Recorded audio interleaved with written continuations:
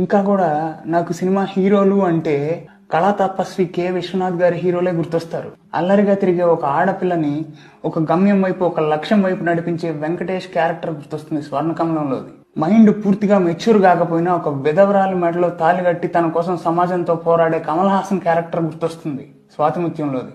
తనను ప్రేమించిన అమ్మాయి ఇంకెవరినో ప్రేమించిందని తెలిసి చాలా రెస్పెక్ట్ఫుల్ గా మూవ్ ఆన్ అయిపోయి జీవితంలో సక్సెస్ఫుల్ అయిన చిరంజీవి క్యారెక్టర్ గుర్తొస్తుంది స్వయం కృషిలోది. ఇవి కదా హీరో క్యారెక్టర్లు అంటే. కానీ ఇప్పుడేంటో హీరో ఒక అమ్మాయిని గాఢంగా ప్రేమిస్తాడు, తన ఇగో వల్ల వదిలేస్తాడు, కామంతో ఇంకెవరినో వాంఛిస్తాడు, వాడు కూడా దొరకకపోతే చెడ్డీలో ఐస్ గడ్డలు వేసుకుంటాడు. లేటెస్ట్ గా ఇంకో హీరో నాన్న ప్రేమ దక్కలేదని సైకోగా మారిపోయి క్లాస్ రూమ్ లో గన్నులు తీసుకెళ్తాడు, కట్టుకున్న పెళ్ళాం మీద చేయి చేసుకుంటాడు, గర్భిణీ స్త్రీ కడుపు మీద గన్ను పెడతాడు. ఈడో హీరో. ఏం నేర్చుకోవాలి క్యారెక్టర్లు చూసి? చెడ్డీలో ఐస్ గడ్డలు వేసుకోవడం, ఆడవారిపై చేయి చేసుకోవడం. ఇలాంటి చండాలను చూసిన ప్రతిసారి అనిపిస్తుంది వీటి ముందు వాడాల్సిన పదాలు cult, classic, path breaking, trend setting ఇలాంటి పదాలు కాదు కదా.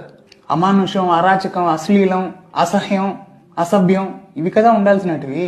కోట్లు సంపాదించి పెడుతుంది కదా అని గంజాయి మొక్కకి పూజ చేయం కదా. కాస్త నీడనిస్తుంది కదా అని పడగెత్తిన పాము కింద పడుకోం కదా. ఇవి అంతే. 100 కోట్లు కలెక్ట్ చేసిందనో, కొంతమందిని ఇన్ఫ్లుయెన్స్ చేసిందనో ఇవి గొప్ప సినిమాలు అయిపోవు. వాటిలో క్యారెక్టర్లు హీరో క్యారెక్టర్లు అయిపోవు. హీరో అంటే హీరోనే, వెధవ అంటే వెధవే. సినిమాలో మీ హీరో ఏదో వెధవ పని చేశాడు కదా అని రియాలిటీలో మీరు కూడా అది చేసి మూవ్ ఆన్ అయిపోవచ్చు అనుకుంటున్నారేమో. వంగబెట్టి వేణవాయి